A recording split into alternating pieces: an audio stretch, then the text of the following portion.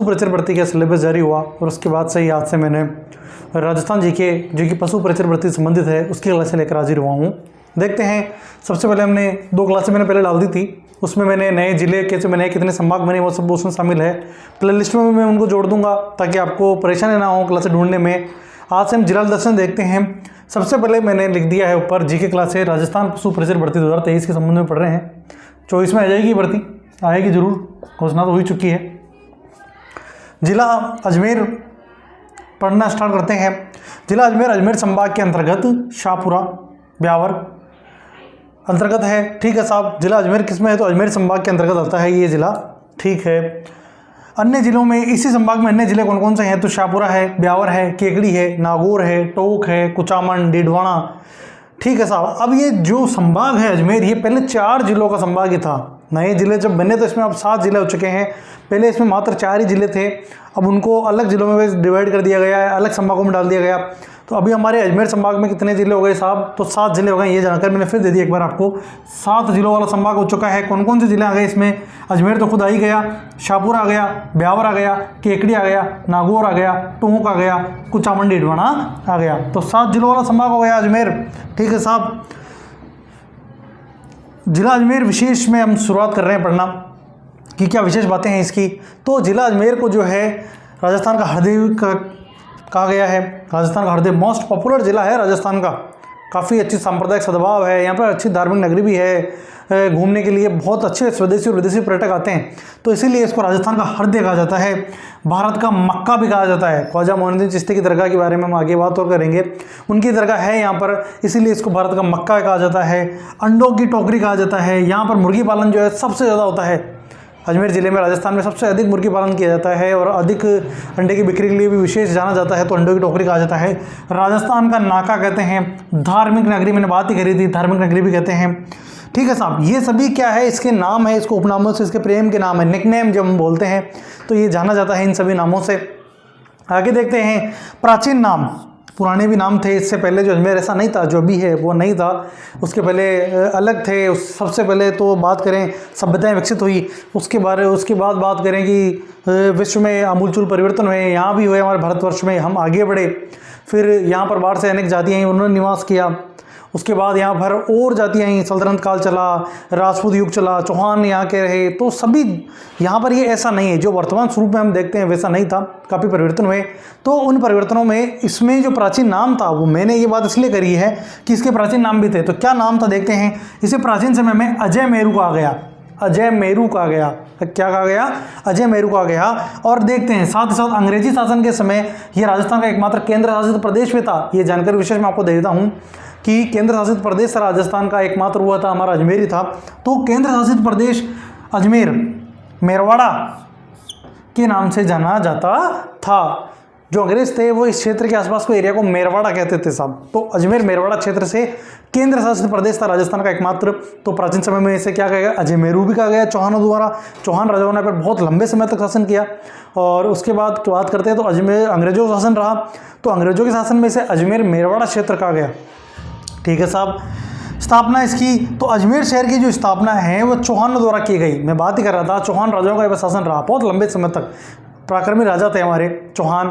तो उन पराक्रमी राजाओं द्वारा इस अजमेर शहर की स्थापना की गई।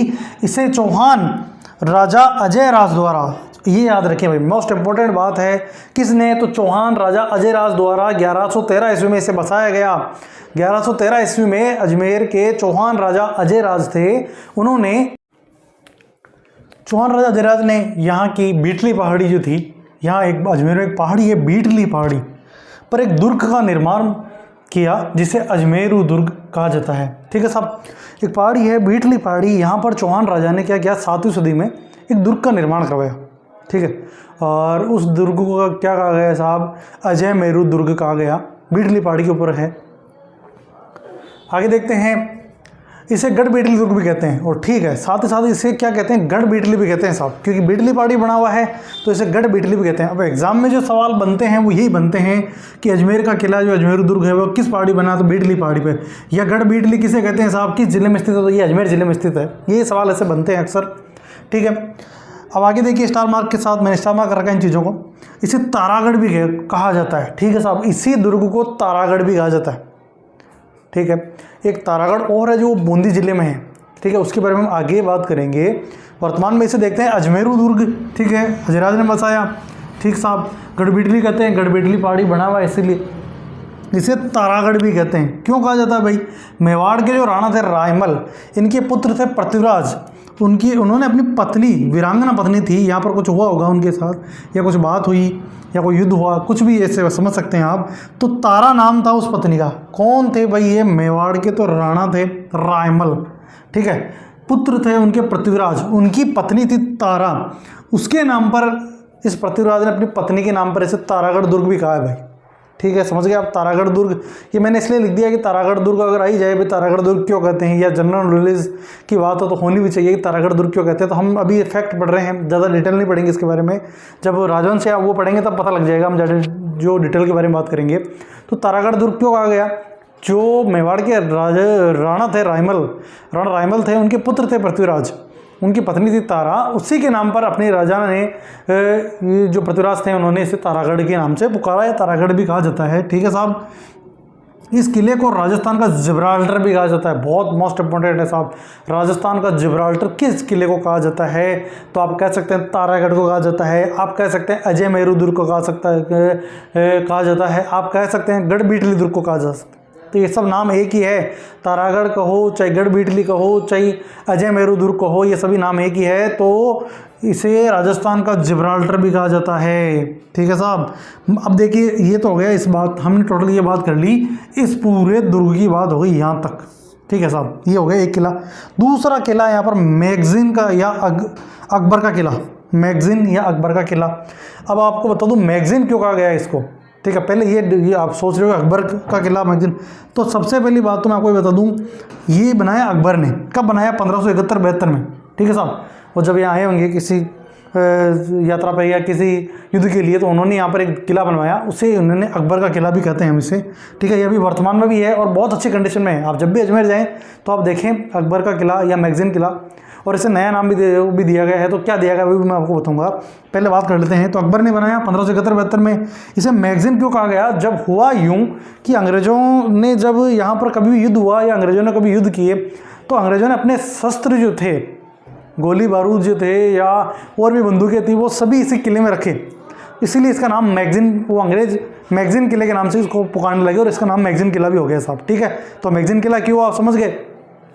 अकबर का किला 1571-72 में मुस्लिम दुर्ग पद्धति से बनाया गया किला है। अकबर मुस्लिम था, मुगल था, तो उन्होंने क्या किया, इस किले को अपने मुस्लिम दुर्ग पद्धति से बनाया गया एकमात्र किला भी, एक ही मात्र किला है ये। तो ये मुस्लिम दुर्ग पद्धति से बना हुआ है, अकबर का किला कहते हैं। मैगजीन किला क्यों कहते हैं मैं बता दिया, ठीक है साहब। 1571-72 में बनाया इसने। बादशाह जहांगीर जो थे, अकबर का जो बाद का जो शासक था जहांगीर, अब वह उसने ये इससे कैसे संबंधित है साहब, किला तो बना दिया उन्होंने, तो वो भी आएंगे कभी यहाँ पर। तो बादशाह जो जहांगीर था, इसी दुर्ग की खिड़की में बैठकर जनता की फरियाद सुनता था साहब। न्याय की फरियाद या जनता की जो फरियाद हुआ करती थी, खिड़की बनी हुई है, उसमें बैठते हैं और सुनने में तो ये भी बातें हैं, बहुत सारी बातें हैं इसके बारे में, किले के बारे में, तो ये भी सुनते हैं। जो इतिहास रहता है या जो हम पढ़ते हैं और भी हम डिटेल में पढ़ते हैं, तो सुनते हैं कि भाई जहांगीर, एक जंजीर थी यहाँ पर खिड़की में लगी हुई, उस खिड़की के अंदर से एक घंटा बड़ा सा हुआ करता था, उस जंजीर को आके वो खींचता, तो जहांगीर जब उसकी फरियाद सुनते थे भाई, ऐसा कहते हैं। तो इसीलिए ये बात मैंने यहाँ पर लिख दी है, मेंशन कर दी है। तो जहांगीर इस दुर्ग की खिड़की में बैठकर जनता की फरियाद भी सुनते थे। किस किले में बैठकर साहब? अकबर के किले में, मैगजीन दुर्ग में। अब बात करते हैं आगे, मैंने कहा कि नाम चेंज हुआ, तो सर थॉमस रो, ठीक है, एक बात हो रहा है इसमें। सर थॉमस रो जो थे, इसी दुर्ग में पहली बार जहांगीर से मिले साहब, व्यापार की दृष्टि से आए थे सर थॉमस रो, और आकर उन्होंने यहाँ पर ही उनसे मुलाकात करी। किससे? जहांगीर से। सन 1908 से, ठीक है साहब, इस किले को राजकीय संग्रहालय से जाना जाता है। 1908 में इससे क्या होता है, मैगजीन दुर्ग था, अकबर का दुर्ग था, या इन नामों से जाना गया।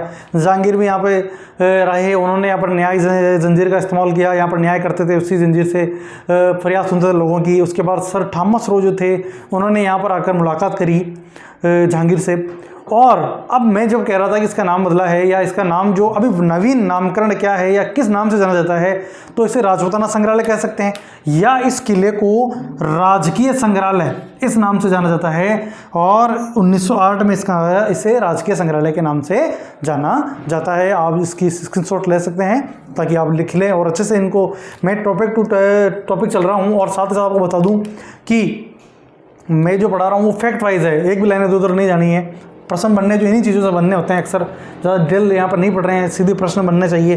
तो हमने बात कर ली और राजकीय संग्रहालय से जाना जाता है, आप इसको नोट कर सकते हैं, स्क्रीनशॉट ले सकते हैं।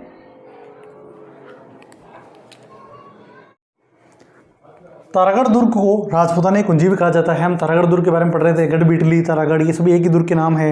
जिब्राल्टर भी कहते हैं इसको। तो इस दुर्ग को, तारागढ़ दुर्ग को राजपूताना कुंजी भी कहा जाता है। ठीक है साहब। अब अगली बात, इसे अरावली का अरमान भी कहते हैं। और क्यों कहते हैं भाई अरावली का अरमान?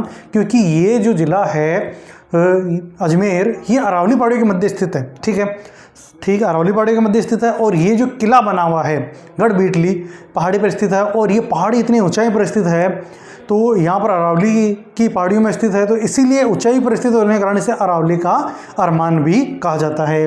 ठीक है। अब दुर्ग में विशेष क्या क्या चीज़ें हैं साहब देखते हैं। तो इस दुर्ग में रूटी रानी का महल है, सबसे बड़ी बात रूटी रानी का महल है, जो कि मारवाड़ के राजा थे राव मालदेव, उनकी पत्नी थी, रानी उम्मादे नाम था उनका। और हम इसके बारे में विशेष चर्चा करेंगे मारवाड़ के इतिहास में। ठीक है, तो उनका महल यहाँ पर स्थित है। संत मीरान साहब की दरगाह है साहब। तो ये संत मीरान साहब कौन थे? तो संत मीरान साहब ये जो थे मीरा साहब, ये यहाँ के अंग्रेजी शासन के समय प्रथम गवर्नर नियुक्त किए गए थे। ठीक है, तो उनकी जो दरगाह है वो यहीं है, इसी दुर्ग में। घोड़े की मजार भी इसी दुर्ग में है, रूटी रानी की छतरी इसी दुर्ग में है, और पृथ्वीराज स्मारक भी इसी दुर्ग में स्थित है। तो ये सभी चीज़ें इस दुर्ग में स्थित है। ठीक है साहब, ये दुर्ग विशेष हो गया। अब आगे देखते हैं, राजस्थान का केंद्र शासित प्रदेश रहा साहब ये जिला अजमेर। हमने पहले ही बात कर ली और बात कर लेते हैं कि राजस्थान का एकमात्र केंद्र शासित प्रदेश रहा कौन? जिला अजमेर। बाद में राज्य पुनर्गठन आयोग की सिफारिश पर इसको सम्मिलित कर लिया गया, और जब हम वो प्रणाली पढ़ेंगे तो उसमें इसको भी और अधिक विस्तृत से पढ़ेंगे। अभी हमने फैक्ट के लिए बात कर लेते हैं कि राजस्थान का केंद्र शासित प्रदेश कौन सा जिला रहा? तो वह अजमेर रहा साहब। ठीक है, राज्य के मध्य में होने के कारण यहाँ पर सबसे अधिक देशी आक्रमण भी हुए। और ये जो जिला है राजस्थान का हृदय कहलाता है, मक्का कहलाता है, और धार्मिक नगरी, सांप्रदायिक सौहार्द का प्रतीक, ये सभी बातें हैं। बहुत धन धान्यपूर्ण रहा ये जिला हमेशा। इस ज़िले में राजा महाराजाओं के समय भी यहाँ पर उनकी नज़र हुआ करती थी। बहुत देश से आक्रमण हुए, यहाँ से जो भी काफिला गुजरा, जो भी राजा महाराजा गुजरे, तो ये अजमेर विशेष से होकर हमेशा गुजरते थे, और यहाँ पर उन्हें धन धान्यपूर्ण होने से अनेक धन प्राप्त हुआ। तो देशी आक्रमण बहुत हुए हैं इस ज़िले के अंदर। तो सबसे अधिक देशी आक्रमण सहने वाला जिला कौन सा? तो वह है हमारा अजमेर जिला ही है। आगे आज दुर्ग विशेष के बारे में बातें कर ली, आगे और भी इसके दर्शनीय स्थल उनके बारे में बातें करेंगे। जब तक के लिए भागवान उम्मोज कोचिंग को सपोर्ट करें, शेयर करें, लाइक करें, आगे बढ़ते रहें और पशु प्रचर भर्ती की अच्छे से तैयारी करें। 2024 में जरूर इसकी परीक्षा होगी, हम ये आशा करते हैं। जय हिंद, जय भारत।